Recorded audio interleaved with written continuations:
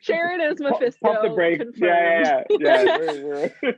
Mephisto We're there. is the power broker. Power, Mephisto. That's it.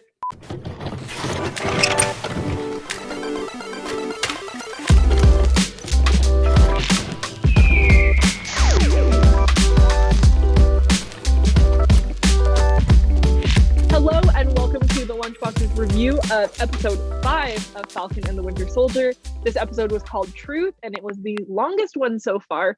Important to note, it's also the second last episode of the season. I'm Michelle, and with me today I have Lou. What up? And Alex. Howdy. So before we get into spoilers, we're just going to kind of share our general impressions of the episode. So what did you guys think of the episode? I think it was, I thought it was really boring, but in a good way. You know what I mean? Like, there's like boring, but you're still very into what's happening. The action scene at the beginning was so good, and the rest of the episode was, although like I said, boring. A lot of information was given to you and helps build up what we think will happen in the finale. So this episode, I think it might have been my favorite one yet. There was a great action piece in the beginning. Near the end, there was this like amazing training montage that's like reminiscent of like one of the Rocky movies. There's something from the 80s. I'm a sucker for those. And like me being like the John Walker fan that I am, it was nice. No, it wasn't nice. It was really sad to see what became of him. Like when he spoke to Battlestar's family, it was like the saddest part of the episode to me. It like full of sad moments, but that one especially really got to me because it's just a broken man, and it did a great job in creating this villain that that I care for or like that I'm invested in. I want to see what happens with that. Plus the huge cameo, terrific actress we saw. Spoilers if you're worried about those things, but it was Julia Louis-Dreyfus, and she's one of my favorite actresses. And to see her in a prominent role, a lot of theories. I've got a few of them. I love this episode. I agree. It was my favorite episode. I think the difference, like, I kind of get what Lou's saying in the fact that it was quote unquote boring. It's more like character development, movement of the pieces on the board, as opposed to like outright conflict. But the character building this episode was spectacular. Like, we'll get into the different scenes and kind of where that plays in, but it was so beautiful. They handled a lot of pretty heavy and interesting topics, and I was actually pleasantly surprised by the way they did all of it, Disney/Marvel. So with that, we're just going to jump right into spoilers. So if you haven't seen the episode, what's wrong with you? Get your life together. Please watch it. So right away, we see the immediate aftermath of last week's episode. We see a fight between Winter Soldier, Falcon, and Captain America / John Walker. What did you guys think of that fight? Johnny boy, why are you trying to kill him? Why? There's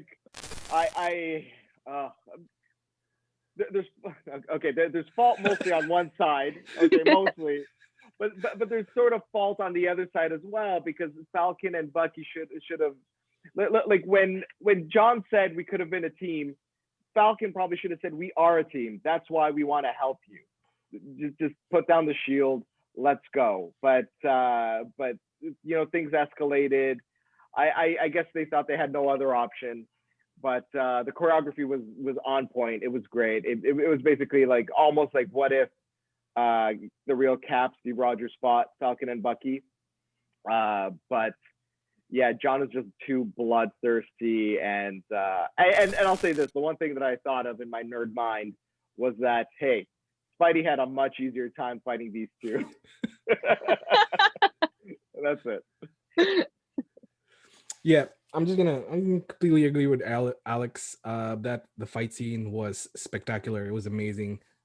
The setup for their shots, and it also kind of harkens a bit to Civil War with Iron Man, but this time Iron Man is Johnny Boy.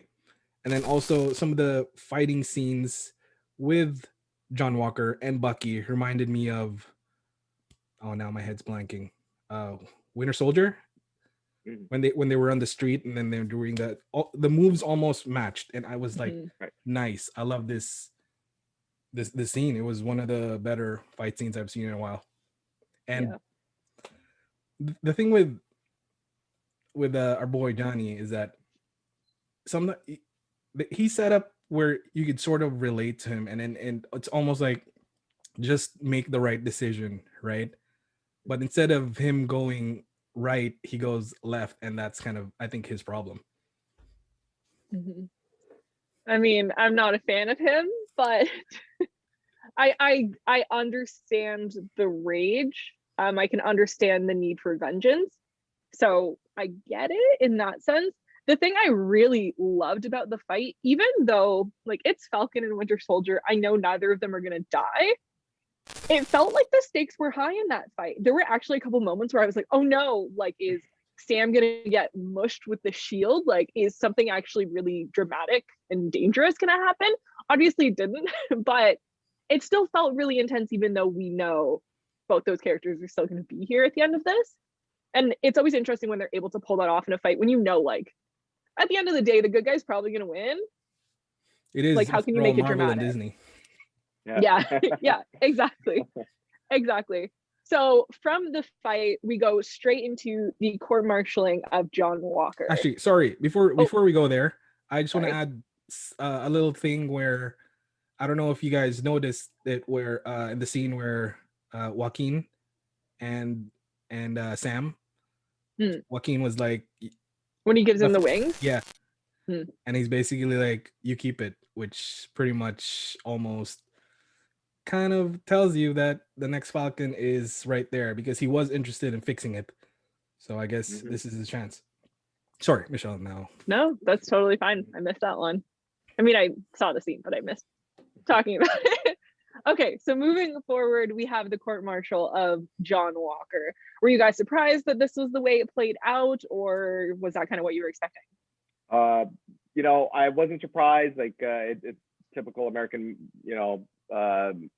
politics where you wash your hands of something you don't like. They created this Frankenstein monster, and it played out like kind of the way that some would have expected, right? Like you put this man with post-traumatic stress disorder, and he's out there with these, like, the highest of stakes. He is a Captain America. He has to represent the country, and it doesn't go the way they want, although it sort of does. Honestly, like, the only issue was that it was recorded.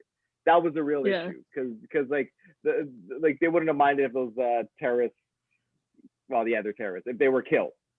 So it was sad to see John Walker, because he was raised to believe in these values, and he thought he would have the support of his government, but now he sees that he's not getting the support, and he's on his own, which makes him vulnerable to other recruitment officers. Yeah, and I actually felt for him a little bit in this episode, because what he was just yelling to the committee was absolutely right. They made him, and now that in time of need, where they should have probably given him the care, like his mental health was not good, so they just instead let him go in not in a dishonorable way, but they called it other than dishonorable. And not dishonorable. Something like that, which is very typical America. The guy did it. Take away the shield, do what you have to do, but take care of him. You created him. He's your soldier. At least see him through the end, right? Yeah. I couldn't help but, like, moving forward, but then also relating it to this, compare Isaiah Bradley's treatment with John Walker's treatment. Both of them created by the government. Yeah. John Walker made an absolute ruckus of the situation and didn't get literally erased from, you know, the records. Mhm. He still gets to exist. He still has his wife. He still has his life. He's not in jail. And I just think that's an interesting comparison to be made, specifically in this episode, because it does kind of address it. So that now that I think back to the court martial, I'm like, it could have been a lot worse for him. And he kind of got off really, really lucky compared to other people in different situations. So I thought that was interesting. Alex, I switch want to that to hear. Sam. If you think Yeah, about it, switch that to Sam, and it'd be something totally different. yeah, totally. Alex, I want to hear your theory about our lovely friend Contessa Val something. Well, you're not supposed to call her Val. She says so. Just keep it in your mind. Oh, sorry. As she says. It was great this year when I saw the heels clacking on the floor. I'm like, wait, who is this? Is this She-Hulk? Is this like what's going on here? That was would've my been cool. original thought, and I was like, Right. yes. Right, yeah. And you know what? As an aside, Julia Louis-Dreyfus in the 90s would have made like the best TV show, She-Hulk TV show, if only this all happened 20 years earlier. But as it turned out, Madam Hydra, you know, and from what it seems like, there's like a Thunderbolts thing going on, because like this Captain America, she's still maintaining that he's a Captain America. She needs her blonde-haired, blue-eyed poster boy front and center, and it's going to be John Walker, probably a different name, U.S. agent. That's what I'm assuming. And I have a feeling all these she's getting all these characters into place. Maybe we'll see more in Black Widow when that comes out of another character. Like it does feel so. As a spoiler in the comics, Madam Hydra. I'm just ranting now, guys. I'm sorry, but Madam Hydra has this love history with Nick Fury, and what it feels like this is the antithesis to the phase one of Nick Fury appearing in all these movies. I have a feeling that Madam Hydra is going to be appearing in these shows and movies, just like nice. hey you, until we have this full roster. And I'm hoping Baron Zemo we'll see him there. I don't know. What do you guys think? Did you have a theories as to her appearance? Sorry, go ahead, Michelle. I don't know the comic books in that regard, but that's also the feeling I got. I was like, oh, Lady Nick Fury, like scary, evil Nick Fury? What's your deal? That was kind of where my head went. So I'm kind of glad that it's not crazy for me to have thought that was what was happening. So same. Yeah. Okay, so for me, honestly, Seinfeld, not the biggest fan. Everybody loved it. I didn't. So Julie Dreyfus showing up was sort of like, but then she was like, Madame Hydra, or sorry, her really long name. And then all I know is I don't know much about her, but I know who Madame Hydra is. And immediately my brain thought Thunderbolts, because there's going to be some other things later on in the episode that also kind of helps that theory out. So yeah, the scene was just kind of, meh for me, but the implications of there being a Thunderbolts was quite strong. Mm-hmm. So moving on, we get to have a lovely scene in good old Sokovia. So we see Zemo looking at a monument, I guess, to the deaths of the people in Sokovia, and he has his, I guess, quote unquote, final confrontation with one James Bucky Barnes, whatever name he's going by at this point. I think he's White Wolf in that scene. Like every scene's a different name. What do you guys think of that scene? As I was talking about earlier, the Thunderbolts theory is even proven sort of stronger in this one. And I do love the fact that Bucky just didn't, just sort of gave him up to the Dora Milaje. And when I heard the Dora Milaje saying they're sending him to the raft, which is, by the way, kind of controlled by sort of a General Thunderbolt Ross, made me think about, I think it was last episode that Alex and I were talking about, sort of the start of this Thunderbolts theory. And yeah, except I know that Wakanda wanted him, so why send him to the raft is what was kind of weird to me in that scene. But either way, I think there was Thunderbolts happening, and I really like that. Also, because of the Alex explained, I'm gonna reread the Thunderbolts now. Yes. So for me, it was a little anticlimactic. I guess I propped it up so much that I thought like Zemo would have his own team by the end of the show, but it's not a Baron Zemo show. Like thinking it over, it's okay that it was settled in that manner. I was a little concerned that Bucky would kill him, but yeah, it was just him going off the prison. It wasn't anything I was expecting, considering how much of an evil genius he showed himself to be. So far, I expected him to like sort of get away scot-free, be on the lam for a while, Wakanda be damned. But hey, it worked out because they, like Lou said, once you mentioned the raft, that has a lot of implications. Also, sorry, just to kind of add to what you're saying, is that the way that he sort of just went with him gave me a tell that maybe it's Zemo, so there's something up, right? The guy is always thinking, so maybe there's something happening behind the scenes that we don't know about. That was 100% what I was thinking. I was like, there is no way he would have let himself go that easily unless he intended to go, like for sure, because he's escaped from them in the middle of a fight with John Walker, and you know what I mean? Like he could have just not gone to Sokovia. Just don't go where they can find you. So I think it is 100% part of whatever scheme he's hatching. Whether we'll see it in this show, I doubt it, but it's 100% like he chose to be captured in that moment, for sure. So moving on, we get to see Sam kind of dealing with the implications of taking the shield from John Walker, and he goes to visit our dear friend Isaiah Bradley. And they have, I think, at least in my opinion, the heaviest conversation of the entire show by far so far. What do you guys think?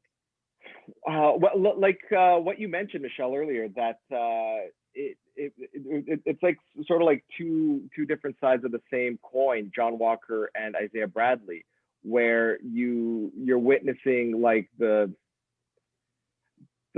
white powerlessness on one side, right, and like that white man anger, but like the true powerlessness of like the black man who's been stripped of his name and his family and everything.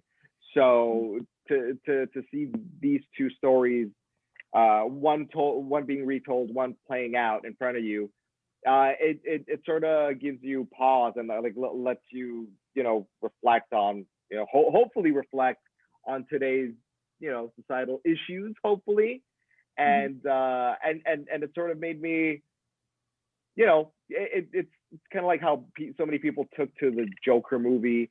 And like the implications of that, where it's like it's similar to like the John Walker thing, where it's just like an angry white guy doing angry white guy things. Meanwhile, if like Isaiah Bradley would have done anything remotely violent, they probably would have sicked some superheroes on him and made like some sort of, I don't know, caricature of him being a bad guy. But the only thing I'd want to add is that what Isaiah said at the end, that no self-respecting black man would carry the shield, and I think I think that's what convinced Sam that like the only way to make a difference is that a self-respecting black man carries the shield. And like at that point, I'm like, no, Sam, you got to carry that shield. You got to be Captain America. Yep, I agree 100% with what you just said. Yep. Yeah. I mean, Alex already said it perfectly, and like the parts where Isaiah Bradley was just talking about his story, you felt it. Like, damn, even though you've heard about this in reality, like his story with his wife pretty much writing him letters and they never gave it to him, and that hurts a lot. And I'm just gonna rant again. I'm just gonna add to what Alex is saying. The only thing that I really want from Isaiah Bradley, he's still kind of we saw him throw that cup or whatever and made a hole in the wall. I want to bash a few heads, just a couple of flag smashers. Just just get him in a suit, give him 2 punches to somebody, and that would make me really happy. I don't think I'm gonna see that, but him punching somebody in the government would be awesome. Oh, I understand what you're saying, Lou, and I don't want to see that actually. I think there is I know this that's my John Walker moment right now. yeah. I think there's a subtle beauty to his anger. So what I mean by that is just the way he expresses this like deep disappointment in the system, which so many people in real life are expressing, but I think seeing it in this context in the show made it feel I don't know, different. It hit me really hard. I'm not gonna lie. This scene like really got me. When we had that scene of Sam getting like stopped by the cops, and my comment was they didn't quite go far enough with it. They went there in They this went scene. there, I yeah. finally felt like, okay, you didn't pull the punches on this scene, particularly with the line of no self-respecting black man would carry the shield. That is so heavy and Yep. so accurate, and it does feed into the fact that Sam should carry the shield because he doesn't carry the same anger and like personal resentment that Isaiah Bradley does, rightfully so. So he is in a position to make that change that Isaiah Bradley is not in a position to make, if that makes sense. So I don't want to see him kind of come out of hiding. I want to see him, maybe make peace with not necessarily what happened to him, but make peace with the potential that Sam has. And I'd love to see something of that happen. Yeah, it was just, I can't get over that scene. I thought it was just spectacular. Just so heavy and beautiful and like stressful and sad at the same time. But like, honestly, like I say kudos to Marvel and Disney for that, because it was freaking so good. So I'm gonna get emotional thinking about it because it was like freaking my favorite scene ever. So moving forward, we have a lovely family reunion of Sam returning to his sister Sarah and getting the community involved to fix up the boat. And we get some cool montages, and Bucky shows up and he flirts with Sam's sister, and just a good old time. What do you guys think of kind of that entire sequence? Because it was a little bit longer. To me, it was a nice, lighthearted scene, and like very funny to think about that. It was, well, for me at least, it was the calm before the storm, and literally they were just on a boat. Yeah. I like the flirting that Bucky did with his sister just to probably piss off Sam. And another thing in that, I think it was a little after it, but to me, when Bucky slept on the couch, it felt like his first good night's sleep in a while. That's the way I looked at it, and it was just a cool, lighthearted scene, like I said, and yeah. Yeah, it was like a lighthearted reprieve from all the heaviness. It came before it. So it was nice to see that, like, for the first time, Sam and Bucky, they actually seemed like friends. After all these episodes of just arguing and being at each other's throats. So it was good. Like I don't know if they made amends. I wouldn't say that because they didn't really hate each other. But it was good to see them overcome their issues. And Sam doing what he does best. He's filling in the shoes of Steve Rogers and telling Bucky to actually help these people in need, not go out for revenge. So that was a really nice moment that happened. Plus the whole training thing. Sam becoming proficient with the shield and him running kind of like in the same way that Steve was in Winter Soldier. I love that, and yeah, I think he's ready, and I cannot wait to see the costume. I got to see this thing. Like they were teasing it, they teased it till the very end, and I wish I could have seen it this episode, but I guess we got to wait one more week. Yeah. Also, if you've noticed, Sam also kind of played the role of the therapist a little bit in a very subtle terms, where like the therapist was like, you still having nightmares, and straight up Bucky's like, no. And then his answer to Sam asking that question was like, all the time, and it was cool that he was Oh, sort Mhm. of kind of be able to open up to Sam like that. Yeah. wow. Well, I think it's a good reminder that that's what Sam did. He Yeah, was a that's right. That's therapist right. for Yep. soldiers, right? And it was nice to kind of see him return to those roots with Bucky and have that honest conversation. The thing I loved actually the most about this entire scene was the community aspect. I thought that was amazing. We'd seen from the start of this show, Sam and Sarah really just like fighting for this boat and getting no help and feeling very isolated in what they were trying to accomplish. And then being able to call up like the little montage of Sam calling up all their parents' old contacts and all that, and just having this like just honestly wholesome like community moment felt really really great, and I absolutely adored it. It was really light, and the my favorite line from the entire thing was when Sam questioned Bucky for not using his metal arm. He's like, I'm right-handed. I just thought that was really a little bit of like extra levity spark like sprinkled in, and I just thought it worked really well.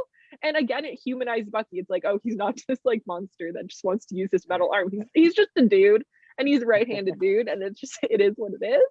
I just thought that was really really good. And sort of kind of just going further away from him as the Winter Soldier and more as like Cap's Bucky, kind of in a way. So he's Mhm. slowly coming out of it. I think it's notable as well. He introduced himself as Bucky in that scene. I just thought that was Okay. interesting. Oh yeah, you're right. I missed that. Yeah. Yeah. So who knows? I mean, like I'm all on board for team. I don't know, Sarah, Bucky. Sucky. Yeah, like Bucky, Saraki, Bera. No, Bera. We can do Barra, yeah. Yeah. Something. I'm shipped. I ship the two. I think that's cute. I don't know. Like it's the first girl that like seems like a nice lady. I guess the Asian lady was good too. Either way, doesn't really matter at this point. So Alex had kind of touched on it, but we do see a moment really between Sam, Bucky, and the Shield, and kind of how that plays out. How did you feel about like the montage or the conversations between them with regards to the Shield?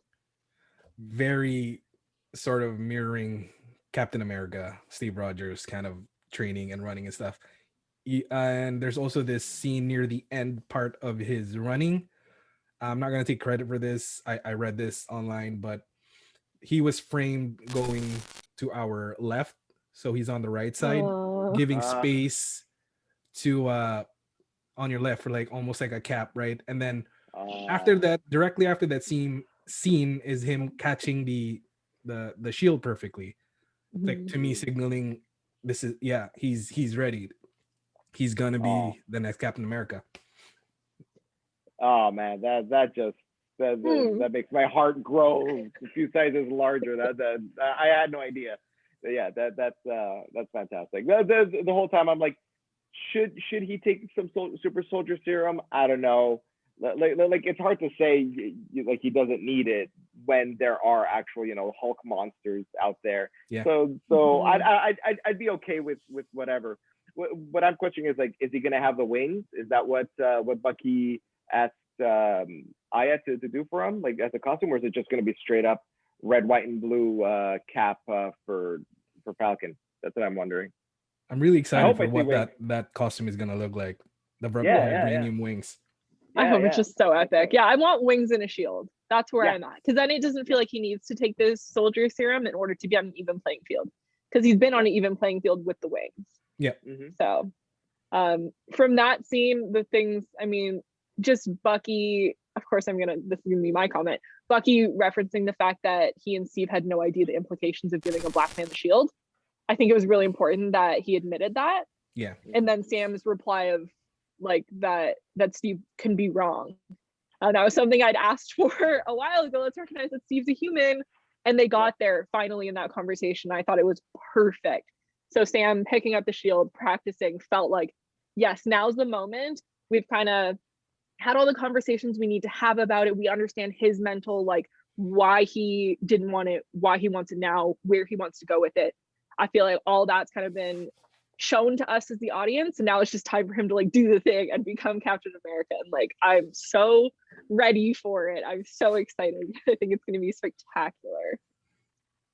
So kind of coming to the end, we have a couple like little moving pieces. We have Sharon making a call to our good old friend Batroc and him showing up to assist Carly. So what did you think about that? Because I know what I thought about that.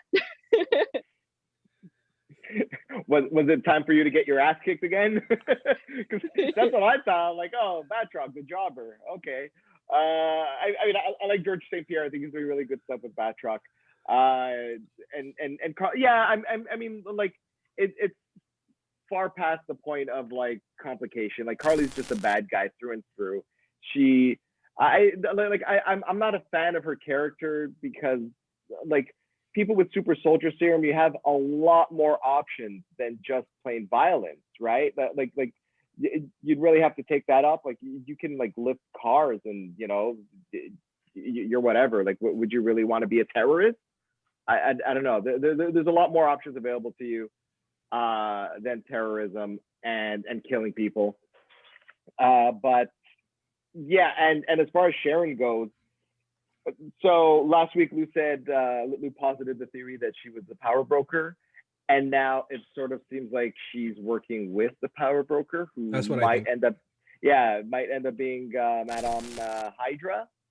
So it's going to be interesting to see how that plays out, because that basically means Sharon's a villain, or maybe she's like a triple agent, I guess, because I think it's 3 turns at this point. She might be triple agent. But yeah, it's gonna be interesting to see. Yep. My thoughts on Batroc is that whatever, he's gonna get his ass kicked whenever that comes to, you know, that when that happens.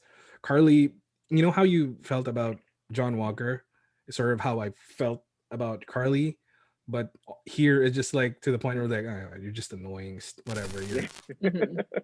Carly's, I guess, well, to me at least, one of the weaker characters in this series. And for Sharon, same exact thoughts as Alex, as double agent, triple agent, maybe. I wish that she's playing an angle for the good guys, but who knows?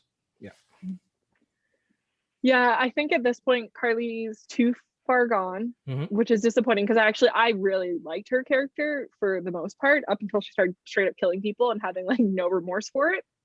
I think it's interesting because other people on her squad seem to be questioning her judgment right now, so I'm curious if we will see something happen in that regard, of them maybe abandoning her, being like, this isn't what we actually stand for, some type of coup or something of that nature. I think could happen. And I'm just excited for Batroc to be like, I want my revenge on Falcon, and then just like Captain Falcon shows up or whatever. Like, you know what I mean? He shows up with a shield and like just bigger, scarier like wings. Cool. Like, Batroc, you didn't even stand a chance to begin with. Like, now you're just like double screwed. So I just think it's gonna be really fun to see him get his butt kicked again, because like there's no competition there in my mind. So I don't know. And then the very final thing that we saw this episode, this was the, correct me if I'm wrong, first episode with a post credit? Yeah. Or was there post credit before? It is. Yeah. So first episode with a post credit scene in which we see our boy Jonny Walker creating the most haphazard looking shield ever, so he can become Captain Cosplay. What'd you guys think about that? That we talked about it earlier before we recorded. He's not a Stark. He's not Wakandan. He's a good soldier, but I don't think he's smart. And he's making that shield. That shield is gonna break. And you know, very rickety looking shield. Yeah. In a few pieces, it's gonna look like the shield that Thanos kind of destroyed, and that was in Cap's hands. So good luck, US agent. You took a box of scraps and made a shield. I doubt it's gonna work. So the interesting thing is that like it was reminiscent of the Iron Man 1 scene where Tony Stark is just hammering. On like creating his own armor. So like I guess it's like a metaphor for John Walker, like forging his own super heroic path despite being a complete nut job. But I love him. And Lou, maybe you know this. You read a bunch of comics. Wasn't there a comic character that used like a trash can lid as a shield? Yes, Marvel. I know exactly right? who you're talking about. I don't remember the name, but I know exactly who you're talking about. Is that Forbush man that like he had like a pot, like a pan on his head? A pan. Yeah. I think there's like holes cut out on it. Yeah. So Marvel, John, why? Yeah, I know. John, you could just ask the Count to buy you a new one or something. Also, let's not forget the fact that he lied to Hoskins' parents' face. He lied to everyone straight up. Like for his own delusional. Or that's what he really believes, or he just might be out of it, which could be the case. Yeah, he snapped basically. He is not well. He is not well. I'm like, this will not happen, but like, imagine if he tried to use that shield the same way you would actually use the shield, like to block some type of projectile that just like straight up won't be blocked by your haphazard looking thing, and he just dies. Like that. Imagine though, that won't happen, but just imagine like he tries to block a bullet and it just goes right through. Hey, or he's adding serrated edges to it. Ooh. That right? I'd be here for that. That'd be nuts. That'd be nuts. Yeah. Just like a throwing disc, like just little spicy razors. Wow. But I would be pissed if that shield started flying around like the real shield. Yeah. There is no way in hell that's gonna work like that. There's no way you get the balance right. There's literally no way. There's no way. Yeah, it's all pounded metal, and like his welding was mediocre at best. So it's gonna have like some type of error. Like if any air gets through anything, it's just gonna like do one of these as it flies. Like I don't know. I'm probably gonna cut him before he like kills anyone, and not a frisbee. Yeah, I don't know. I'm curious to see what happens with that. I don't have high hopes for that being a successful shield at all. I don't know if you guys, I can't remember. Did he melt the Medal of Honor in there, or did he just stick it on? He stuck it. Okay. Yeah. Okay. Which is like pretty symbolic, and I'm like, okay, cool, but like that's gonna ruin the balance of your shield, sir. But it does give him a buff for the role RPG game players. It's a buff because Hoskins, the memory of Hoskins will always be with him in that shield. So he'll be +2 to vitality, maybe. So with that all said, that brings us to the end of our review. So thank you everybody so much for watching. Make sure you please comment and like and subscribe and do all the YouTube things for us, because we would very much appreciate it. All of our socials are down below. I'm Michelle, and once again, I've been joined by Lou and Alex. Bye-bye. Goodbye.